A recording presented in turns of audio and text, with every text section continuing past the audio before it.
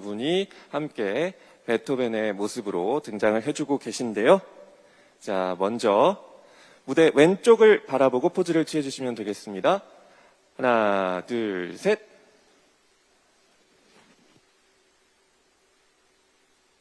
네. 이번에는 무대 중앙을 바라보고 포즈 취해주시면 되겠습니다. 하나, 둘, 셋. 네. 플래시가 많이 터지고 있네요. 자, 이어서 이번에는 오른쪽 바라보고 포즈 취해주시면 되겠습니다. 하나, 둘, 셋.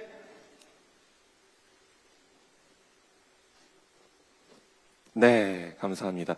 이번엔 다시 한번 가운데를 보고 무대에서 지휘하는 모습이 정말 멋있었거든요. 그래서 약간 그런 컨셉으로 한번 포즈를 취해주실 수 있을지 한번 요청 드려보도록 하겠습니다. 두 분이 약간 사이좋게 좀 더 베토벤의 모습을 살려서 포즈를 취해주시는 걸로 한번 가보겠습니다. 자, 한번 가볼까요? 하나, 둘, 셋.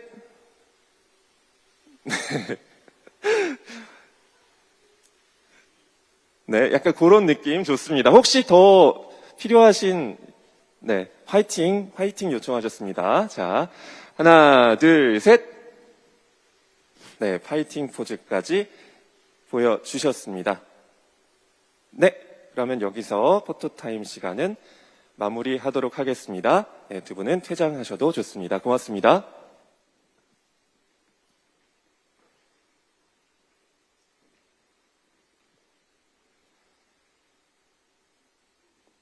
네, 뮤지컬 베토벤의 스태프분들과 또 배우분들이 함께 자리를 해주셨는데요. 자리해 주셔서 감사합니다. 네, 그러면 먼저 제 바로 옆에 계신 카스파 카이입니다. 을 진행하도록 하겠습니다. 많은 기자님들께서 우리 스태프분들과 또 배우분들에게 궁금한 질문들을 사전에 접수를 해주셨는데요. 접수된 질문에 대해 먼저 답변하는 시간을 갖고 또 진행 시간에 따라서 현장에서 궁금하신 질문에 답변하는 순서로 진행하도록 하겠습니다. 네, 그러면 먼저 저희 스태프분들께 질문을 드려보도록 하겠습니다. 먼저 김문정 음악감독님께 질문 드리겠습니다. 캐릭터의 자신만의 개성이 담긴 연기와 보컬로 정말 정평이 난 배우들이잖아요. 그렇기 때문에 이 베토벤을 작업하시면서 있었던 기억에 남는 에피소드, 또 관객분들이 이 새 배우분들을 볼 때 어떤 매력에 좀 집중해서 보면 좋을지에 대한 생각을 들어보고 싶습니다. 저도 2회차 관람을 했는데 배우마다 느낌이 정말 달라서 이게 그래서 한번요. 무슨 얘기를 이렇게 걸어 다니실 때도 이제 뒷짐도 많이 지시고 실제로 무대에서도 더 커튼콜에 보통 이렇게 활기차게 나오시던 캐릭터도 없애시고 끝까지 은태 씨 좀 웃으시죠? 네. 하여튼 그래서 이 세 분 드리기 전에 오피령 무대 영상 디자인 디렉터로부터 답변이 도착했는데 제가 대신 질문을 드리고 또 답변을 박은택 카이 배우님께 먼저 공통 질문 드릴 텐데요. 아까도 제가 또 말씀드렸지만 베토벤의 음악을 기반으로 만들다 보니까 기악곡을 또 성악곡으로 바꾼 만큼 연기하는 배우 입장에서는 좀 쉽지 않았을 것 같거든요. 그래서 어떻게 좀 소화하셨는지 그럼 먼저 저를 보고 계신 카이 배우님부터 답변 부탁드릴게요.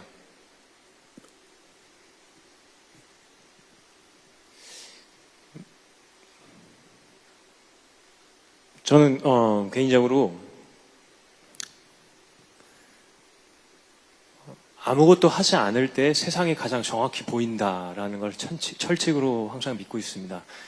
베토벤의 음악이 완벽에 가깝기 때문에 무엇을 하려는 것이 아니라 베토벤이 만들어 놓은 그 상태 그대로를 가만히 앉아서 지켜보는 심정으로 노래를 불러내고 있고요. 그리고 또한 이게 기악곡이 아니라 이제 뮤지컬로 이라는 장르로 성화가 되었기 때문에 그 안에서 베토벤, 즉 제가 연기하는 베토벤의 감정이 대사와 어우러져서 그 흐름이 끊이지 않도록 이어가는 것에 중점을 두고 있습니다. 다시 말해서 아무것도 하지 않고 있습니다. 오히려 비움의 미학. 미학까지는 잘 모르겠고요. 네, 그냥 그 자체로 완벽하다. 네, 그런 생각으로 임하고 있습니다. 네, 그런 마음으로 또 임하고 계신 카이 배우의 답변이었고요. 이어서 은퇴 배우님께 드리고 싶은데, 베토벤이란 인물을 좀 표현하기 위해서 좀 가장 중점을 둔 부분, 그리고 또 그의 고뇌와 정말 격정적인 어떤 순간들이 이 작품 속에서 그려지다 보니까 이런 것들을 이해하기 위해서 또 어떤 부분들을 좀 고민하셨는지 이런 질문 드리고 싶습니다. 아까 음악에 짓눌리지 않아야겠다라고 말씀드렸던 것처럼, 조금은 베토벤이라는 인물에 너무, 뭐라 그럴까요? 너무, 이렇게, 압도? 역사극처럼 너무 빠지려고 안 했던 것 같아요. 그래서 이 작품을 보시는 분들에게는 2시간에서 3시간 남짓한 시간 동안 루드비 반 베토벤이라는 인물의 그리고 토니와의 사랑과 그 고뇌와 인간적인 감정의 변화와 또 삶의 변화들을 체감하시면서 그 음악이 함께 주는 감동을 같이 느끼시고 공감을 하셨으면 좋겠다라는 바람으로 연기했던 것 같습니다. 네. 그리고 또 은퇴 배우님께서는 모차르트에 이어서 또 실존 예술가 역할을 맡으셨잖아요. 그래서 아마 많은 분들이 그 소감과 또 전작과의 차이는 또 어떤 점이 있는지, 다른 전문적 음악 감독님도 말씀하셨지만 클래식에 굉장한 또 조예가 깊은 뮤지컬 배우 중에 한 분이신데, 오랫동안 또 작곡가 베토벤에 대한 감정이 또 있으셨을 것 같다라는 생각이 들거든요. 직접 베토벤을 연기하셨을 때 감회가 좀 남다르셨을 것 같은데, 처음에 역할 만났을 때 어떤 생각들 말씀해 주시면 좋을 것 같습니다.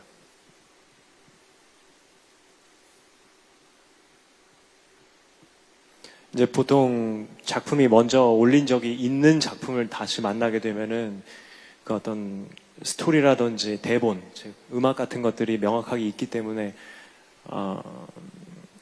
훨씬 접근하기가 용이하고 내가 할 수 있을지 없을지를 판단할 수 있는 기준이라는 게 있죠. 네. 이번 베토벤 같은 경우에는 이제 월드 프리미어로서 우리가 대본도 받지 못했고 음악도 듣지 못한 상태로 이 작품에 들어왔기 때문에 사실 베토벤의 음악이 어떤 식으로 어떤 방향과 또 어떠한 쓰임새로 활용이 될지 전혀 예측할 수 없는 상황이었습니다. 음악도 그렇고 대본 역시도 그랬죠. 그렇기 때문에 뭐 제가 뭐 고작 베토벤의 음악을 좀 더 많이 들어봤다고 해서 그게 뭐 남들에 비해서 뭐 대단한 그게 베이스가 되었다고 생각하지는 않고요. 다만 이제 제가 오랫동안 클래식 음악을 굉장히 좋아하고 지금도 클래식 음악을 듣는 것을 취미로 가지고 있는 사람으로서 베토벤의 음악이 얼마나 완벽하고 음악사적으로 얼마나 큰 의미를 가지고 있는지를 알고 있기 때문에 몰랐으면 좋았을 것을 알고 있기 때문에 오히려 그런 것들의 무게감이 더 느껴지지 않았나 싶습니다. 그러나 한 가지 명확한 것은 저는 분명히 베토벤님께서 하늘에서 우리 작품을 보면서 굉장히 호탕한 웃음을 짓고 계시지 않을까 하는 생각이 듭니다. 왜냐하면 베토벤의 음악으로서 가장 우리가 친숙하게 알고 있는 작품 중 하나인 그 심포니 9번 합창 교향곡을 보면은 그 클래식 음악사 통째로 그 교향곡에 사람의 음성을 악기화시킨 최초의 음악입니다. 예, 그렇기 때문에 그 음악을 처음 들었을 때 일반 관중들은 불경스럽다라는 표현을까지를 쓰기도 했어요. 위대한 시작은 늘 이질감에서 온다고 생각합니다. 따라서 베토벤의 음악을 이렇게 락큰롤 스타일로 변형시킨 실버스터 르베이의 도전 정신에 전 박수를 보내고, 역시 베토벤 역시도 하늘에서 굉장히 만족스러울지는 제가 잘 모르겠지만은 굉장히 박수를 쳐주고 큰 응원과 또 힘을 불어넣어주고 있지 않을까, 저는 그런 생각 해본 적이 있습니다. 역시 아까 대기실에서 카 교수님 하던데 정말 이렇게 또 클래식적인 또 지식, 상식까지 하나 이렇게 전달해 주시면서 이 작품에 대한 또 깊이를 조금 더 더할 수 있는 답변인 것 같습니다. 네, 이어서 이번에는 안토니 브렌타노 역의 새 배우분들께 질문을 드려보도록 하겠습니다. 안토니 브렌타노는 불멸의 연인으로 알려진 실존 인물이지만 또 진실은 사실 알려지지 않아요. 엔딩 장면으로 이어지다 보니까 관객분들 입장에선 조금 빠르게 결말로 이어지는 게 아니냐 이런 생각도 들 수 있을 것 같은데 그만큼 그 장면 속에 내 삶이 마차에 실려 떠나가는 것을 지켜봤어. 이런 대사가 있잖아요. 이게 많은 좀 상징을 담고 있지 않을까 생각이 드는데 베토벤의 마지막 순간에 무엇을 담고 싶었는지 또 어떤 감정으로 연기하셨는지 질문 드리고 싶습니다. 예, 혹시 지금 이 질문이 마지막인가요? 질문 하나 더 남아있거든요. 아, 예. 많은 기자분들이 떠나고 계시기 때문에 네네네네. 예, 제가 한번 여쭤봤습니다. 일단 질문하신 것에 대답하기에 앞서서 잠깐 다른 얘기를 하자면 그 베토벤은 굉장한 신자였습니다. 신을 숭배하는 사람이었죠. 그러나 그의 음악들이 일상의 다른 사람의 여타의 음악과 많이 다르다는 이유로 많은 사람들이 신성모독하는 사람이다라고 당대에 실제적으로 평가를 했다고 합니다. 그는 누구보다도 신을 의지하고 신이 나에게 귀를 멀게 한 것은 아름다운 음악에 더 집중할 수 있게 한 축복이다라고 말을 할 정도로 그는 신을 숭배했었는데요. 제가 왜 이 말씀을 드리냐면 우리 작품 마지막에 내 삶이 마차에 실려 떠나가는 걸 지켜보았다라고 하는 것에서 제가 이 삶이라는 것이 무엇이냐라고 연출에게 직접적으로 질문을 한 적이 있었는데 아무래도 토니를 말하는 것이 아니겠느냐라는 답변을 드린 적이 있습니다. 근데 저는 개인적으로 이것이 토니를 뛰어넘어서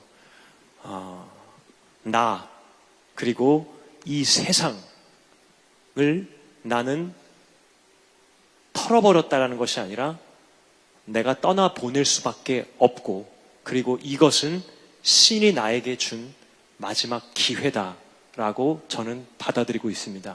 음악에 집중하고 신이 나에게 내려준 그 음악의 선율을 오선지에 덮어버리라는 그런 책임과 의무로 느낀 것이 아닌가 싶습니다. 따라서 내 삶을 덮고 있는 모든 것들을 멀리하고 떠나보내고 오직 신과 음악에 집중하라는 어떤 하늘의 계시로 받아들이고 있다. 저는 그렇게 의미를 보고 있고 아마 세상을 떠나는 날까지 많은 것들을 등지고 아마 음악에만 집중하지 않았나 저는 그런 관점으로 대사를 읽고 있고 또 그게 마무리도 아마 그런 식으로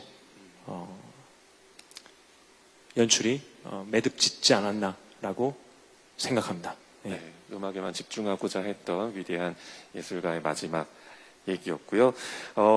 은퇴 배우님께 또 질문 하나만 더 드리도록 하겠습니다. 여러분께 네. 기다리신 분들이 있으실 것 같은데 한 2개라도 받아야 되지 않을까요? 일단은 저희가 오늘 지금 극장 사정과 그걸로 아마 지금 제가 아까 끝나기로 한 시간이 지금 훨씬 지나서 한번 확인을 해봐야 될 것 같은데요. 일단은 그래서 저희가 오늘 긴 어떤 장면 시연으로 베토벤의 다양한 모습들을 보여드리다 보니까 벌써 시간이 이렇게 흐른 것 같은데요. 프레스 관람이 이제 막 시작됐다 보니까 혹시 오늘 프레스콜뿐만 아니라 공연 관람 전후에 또 추가적으로 궁금하신 점이 있으시면 언제든 홍보팀에 서면으로 전달해 주시면 성심껏 답변을 준비해서 전달해 드린다고 합니다. 또 더불어 프레스콜에 자리하지 못한 극작가 미하엘 쿤체 씨와 또 작곡가 실베스터 르베이 씨에게 궁금하신 내용도 전해주시면 답변을 받아서 전달 드리도록 하겠습니다.